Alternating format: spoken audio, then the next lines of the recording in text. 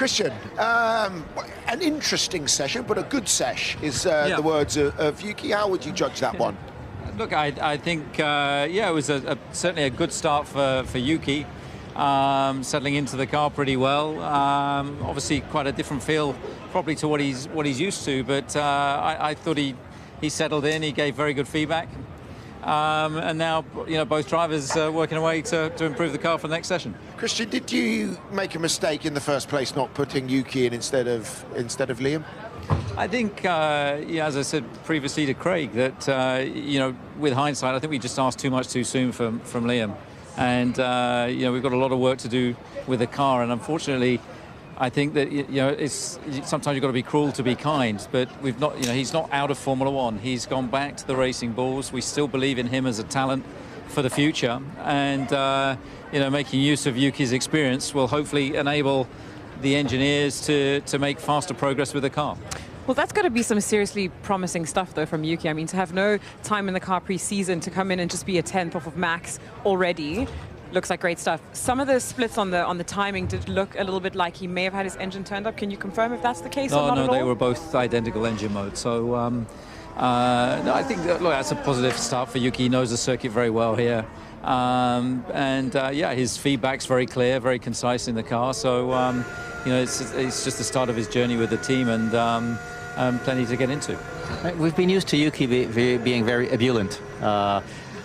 Loud, aggressive in the smaller team or in the B team or whatever you want to call it. But today was very calm. Yeah. Is that the driver you'll manage to keep going this way the whole weekend? A calm Yuki that works well? Well, that's what he needs to do and needs to deliver. He's now in his 5th season in Formula One, so he's got quite a lot of experience now behind him. And if he certainly made in a high-pressured situation a positive start, and he just needs to build on that now through the rest of the weekend. So you have some data from him from all these years in the other team, and what we've seen apparent halfway through last season, the car became difficult even for Max, as if he was the only one working in the car, not getting any feedback from his teammate, and you need two drivers to develop a car. From what you've seen from Yuki for the past years, is he a driver that can actually help Max develop that car? I think he brings experience, and I think that knowledge is very useful. As this season's all going to be about a development race, and that's why we took the decision early. I think Liam would have got there, but it might have taken 5, 6, 7 races or half a season. We don't have that amount of time. So after discussing it internally, we decided, right, we've got to rip the plaster off this now and get on with it, and that's what we chose to do.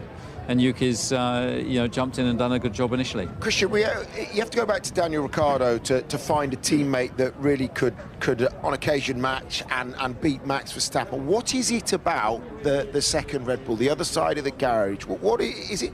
Max seems to be able to drive around it at the moment. For example, he said in that session the car's flexing. What did he mean by that? And what is the problem with the second car? Well, look, first of all, Max is a generational talent, so being his teammate is, arguably the toughest job in Formula One. And, Sergio Perez for 4 years, for 3 of those years, did a pretty decent job. He was second in the Drivers' Championship in 23, third in 22, and managed to win some very decent races. So, and of course, the development direction that we push to extract performance from the car, we're always looking to create the fastest car, whether that was in 2021 or 22, 23, and of course, last year was a lot tougher. But Max is very clear what he wants from the car, and of course, that will always give you a stronger return if we can give him what he's looking for. So, Christian, just to pick up on the generational talent comment that you made, do you feel that that's part of the issue, because Max is able to mask a lot of the problems of the car and still get away with great results? I mean, just a couple of years ago, he was winning races by 30 seconds, and now he's most often not even a favorite for pole position or even a race win. So how much accountability falls on the team's shoulders? Because we talk a lot about the second driver, but what about the car and where it's at, and how much falls on the team's shoulders?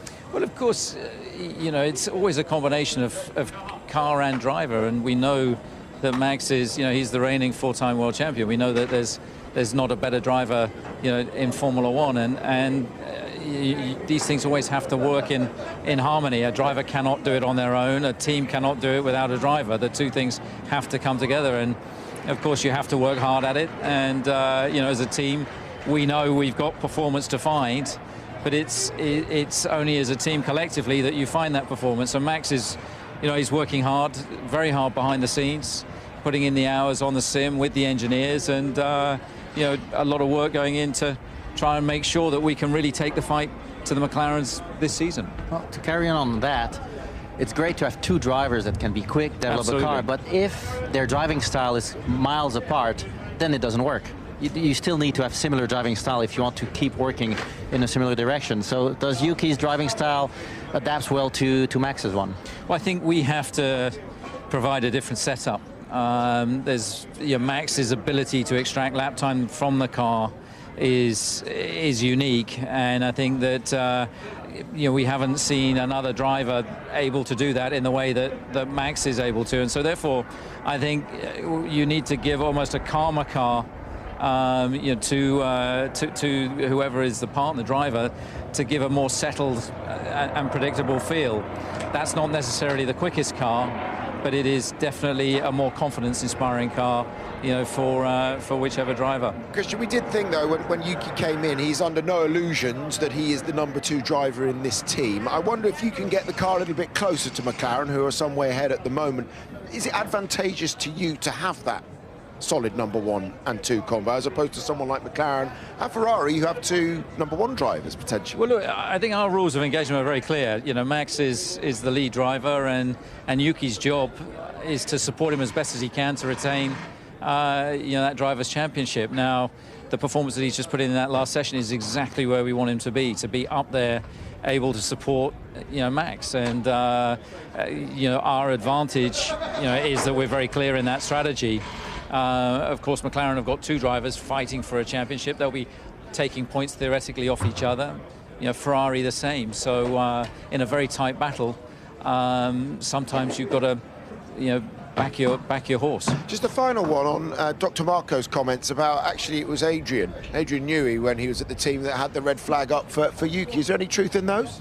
No, I mean, Adrian wasn't involved in driver decisions, certainly for this year. I think from what the comments that I saw, I think Helmut was referring to an incident back in 2022 at Silverstone. So, you know, Adrian had no input into our driver selection for this year. Done? I thought you said last one. You did say last question, one, so therefore I thought that'd be the last one then. Yeah, it's the last question.